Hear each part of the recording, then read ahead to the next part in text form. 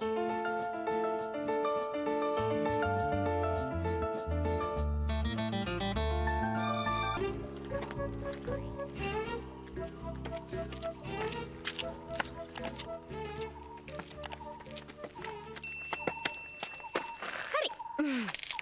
kata kerana nasi lebuna. කාගෙන්? Kanu akkagen. Hari. ඔන්න මගේ පළවෙනි ප්‍රශ්නේ. ඔයා කපල් මැචින් තරඟට යන්න හිතුවේ? මං තරඟෙට ගියේ නේ. තරඟෙ මගේ ළඟට ආවා. යා බුරුමයි කියන්නේ. ඒක කොහොමද ඔයාගේ ළඟට එන්නේ? මේ අහන ප්‍රශ්න වලට උත්තර දෙන්න බැරි නම් ඒ ප්‍රශ්න පාස් කරන්න. ඊළඟ ප්‍රශ්නේ. ඔයා බැංකොක් යනකොට ඇසිස්ටන්ට් විදියට එක්ක යන්නේ කවුද? පාස්. ඔයා බැංකොක් යනකොට ඇඳගෙන යන ඇඳුම මොකද්ද? පාස්. අයියෝ. යථා මේක තෝරලවත් නැහැ. අපේ ගානුවක් නම් ගිහින් එනකොට අඳින්න ඇඳුමත් ලෑස්ති කරලා ඉවරයි. Good morning Russell. Good morning. කොහොමද ඉතින්? දැන් ටුවර් එකට ඔක්කොම ලෑස්තිද? ඔක්කොම ලෑස්ති ගායන. මං විතරයි තාම ලෑස්ති නැත්තේ.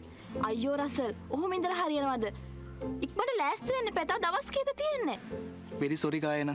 මම මේ ෆිල්ම් එකට එන්නේ නැහැ. රසල්? ඔයාට පිස්සුද? ඔයා මේ හීනෙන්ද කතා කරන්නේ? ඉන්නේ නෙමෙයි ගායන. මම මේ තීරණය ගත්තේ හොඳට හිතලා. ඔයා කොහොමද එහෙම එකපාරට එන්නේ නැහැ කියලා කියන්නේ? ඔයාට මේ එකපාරට මොකක්ද උනේ? තරහා ගන්න එපා ගායන. ඒක අහිංසක ඉල්ලීමක් නිසා මට මේ තීරණය ගන්න වුණා. ඔහෙනම් මහා පිස්සෙක්. අතර හම්බෙච්ච chance එක මිස් කරන මොඩෙක්. රසල්, ඔයාට එහෙම ලේසියෙන් මේ ගමන මග අරින්න බෑ. බලා ගන්නකො මං ඔයාට කරන වැඩේ.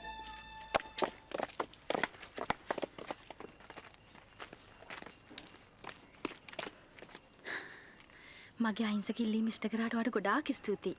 දනු මම මේ තීරණය ගත්තේ ඔයාගේ ඉල්ලීම නිසා නන්නේ. වෙන කෙනෙකුගේ අහිංසක ඉල්ලීමක් නිසා. හරි. ඒ කවුරුණත් කමක් නැහැ. මං යාට ස්තුති කරා කියන්න. ඒ මගේ යාළුවා දනු. මම මිනිහව දවසක වань මීට් කරන්න.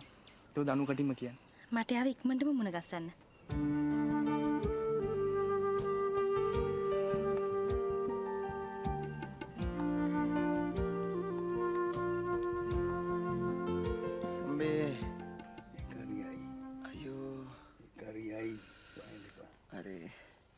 Badi uncle. Hey beta. Asya hari ni dah. Ribasana. Mata ada tu ni mas 1 centimeter lagu tu. Nee. Anti moti badi ke suna ni? Yo. Ay di gara denna bag wa. Ne Asya tu anda bag ni. Uko mati badi uncle hema kya ne? Ribasana. Make a story. Race ke lead ke tiya naam Princess Rose. Race ke close friend onne menne ke tiya. Rosie මග නතර වුණා. අන්තිමේදී පස්සෙන් ආපු අස්සේ එක්වින් කළේ නැතේ. චෝ ටික මොකද්ද මේ කරලා තියෙන්නේ? මංගේ රේස් දුන අස්සේ හොයාගෙන ඉන්න කියලා නෙමෙයිනේ. මංගේ ගායනාට ප්‍රැක්ටිස් කරන්න පුළුවන් අස්සේ කරන් ඉන්න කියලා. හරි. කල්පල වෙන්න එපා. ගණන් එපා. අපි හෙමින් අස්සේ ගේමු. හෙමින් නෙමෙයි. දැන් වෙසමුණියා වගේ මෙතන ගායනා කඩා පාත් වෙයි. ඊට කලින් මොන ලෝකෙන් හරි ගිහලා මට අස්සේ කරන් යන්න. පස්සේ අද ගන්න. යන්න. අම්මු. ඔන්නේ. ඉවරයි. සේරම ටික ඉවරයි. අයියයි. දැන් මොකද වෙලා තියෙන්නේ? අර රසල් කාරයා බැංකොක් යන්න බෑ කියනවා. බෑ කියනවා? ඔව්. අනේ රිද්මයි අපේ ප්ලෑන්ස් ඔක්කොම ඉවරයි. මිනිහා කොහොමද එහෙම බෑයි කියන්නේ? මිනිහා බෑයි කියනවා නම් මං දෙක තුනක් දීලා හරි ඔතාගෙන හරි ෆ්ලයිට් එකට දාගෙන මං අරන් එන්නම්. ඔයා බය නැතුව ඉන්න. මේ රසල් ආවෙ නැතුනත් අපි මොකද කරන්නේ? මිනිහාව ගේන හැටි දන්නේ මමනේ. ඔයා බය වෙන්න එපා. හරි. දැන් ඔයා යන්න. ඔයා ගිහලා ඔයාගේ ඉතුරු වැඩ ටිකට ඔයා ප්ලාස්ට් වෙන්න ඒ ටික කරගෙන යන්න. අද පත්තරෙන් එනවයි කියලා කිව්වා. පොඩි මේකප් එකක් දාලා ලස්සන ඇඳුමක් එන්නේ. පොඩ්ඩක් ලෑස්තින්. යන්න. ගිහ ලෑස්තින්. ෂුවර්.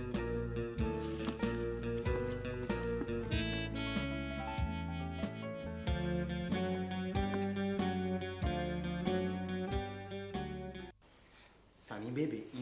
දැන් ඔක්කොම හරිද? ඔක්කොම හරි. හිට්මයියා අර මේ අරයා කෝල් කරා කවුද අර කානුමිස් නෑ අර අයියෝ අර පත්තරේ චේතටිට අන්න එයා කෝල් කරා.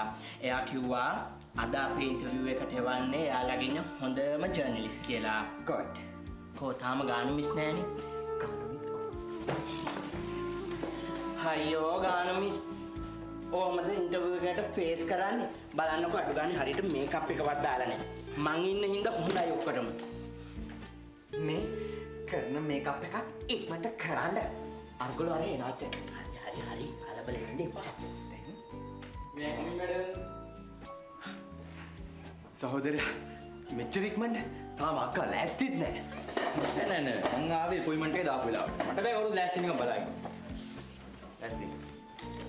හරි පොඩි වෙලාවක් හිටියම ඉතින් මොකද වෙන්නේ? ඇත්තටම මම සතුටු වෙනවා මල්ලිව මේ ඉන්ටර්විව් එක කරන්න ආපු එක ගැන. මිමි වැඩකට නැති දේවල් කතා නොකරමු. හරි? හරි. අපි දැන් කෙලින්ම වැඩේට බහිමු. මගේ පළවෙනි ප්‍රශ්නේ. ඉස්සර හිටපු ගායනා මනුවංශ මේ කම්පිටිෂන් එක දින්නට පස්සේ ගොඩක් වෙනස් වෙලා කියලා මිනිස්සු කියනවා. ඒක ඇත්තක්ද? කොහෙත්ම නැහැ. මං ඉස්සලා හිටපු ගායනා මනෝවංශම තමයි. ඇත්තටම මං අදටත් මගේ අම්මගේ තාත්තගෙන් අහලා තමයි හැම දෙයක්ම කරන්නේ. ඉතින් ඒ දෙනාගේ ආශිර්වාදයත් ඇතුව මං හිතන්නේ අම්මගේ තාත්තගේ ආශිර්වාදය නැතුව මං කරන කිසිම දෙයක් සාර්ථක වෙන්නේ නැහැ කියලා. හරි. එතකොට මේ තරඟට යනකොටත් ගායනා මනුවංශ දෙමෝපියන්ගේ අවසරය ගත්තද?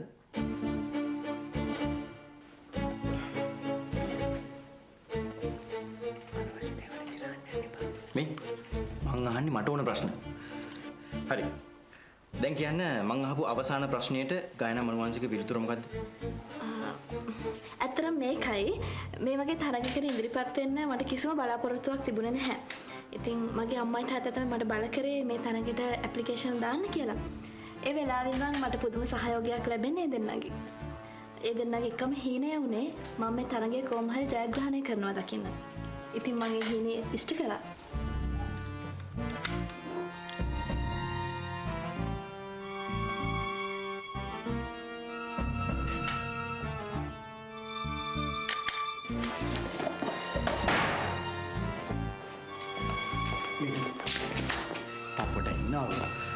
පොඩි ප්‍රශ්න ටිකක් අහලා යනවා. මේ මම මෙතෙන්ට ආවේ ඒක රාජකාරියක් නිසා. ගායන හැම පත්‍රකාරයෙක්ටම කියන බොරු අහගෙන ගිහලා ඒවා ලියන්න තරම් මම පහත් තත්යකට වැටලා නැහැ. අන්න ඒක මතක තියාගන්න. හරි.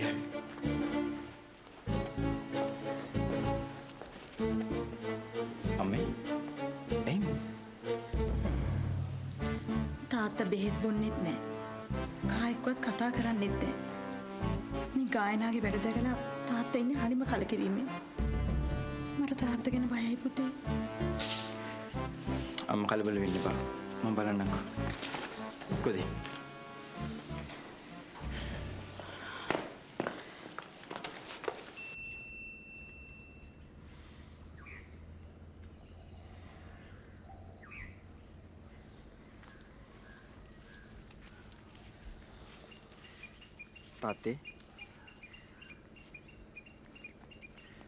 තාත්තේ ගායනා රට යන්නේ අපිට වළක්වන්න බෑ තාත්තේ. රිද්මලත් යනවනේ. අපිට බය වෙන්න දෙයක් නැහැ. තාත්තා ඔය ගැන හිතන්න තු මේ වේට් එක බොන්නකෝ. කොහොමද?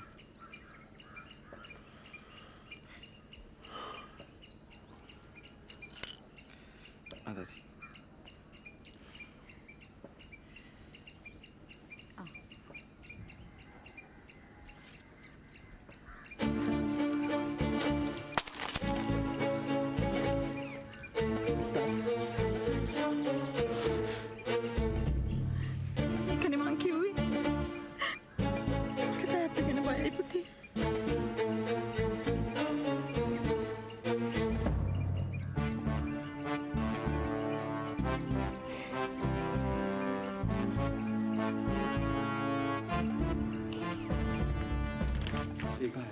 දැන් මේ දැන් ඊළඟ සීන් එකේ තියෙන්නේ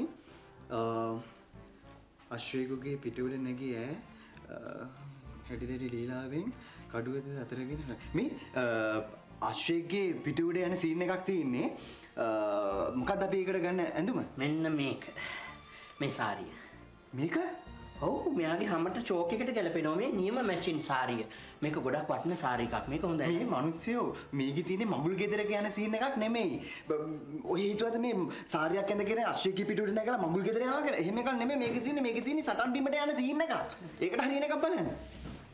රිද්බයි මේක හොඳයිද කියලා බලන්න.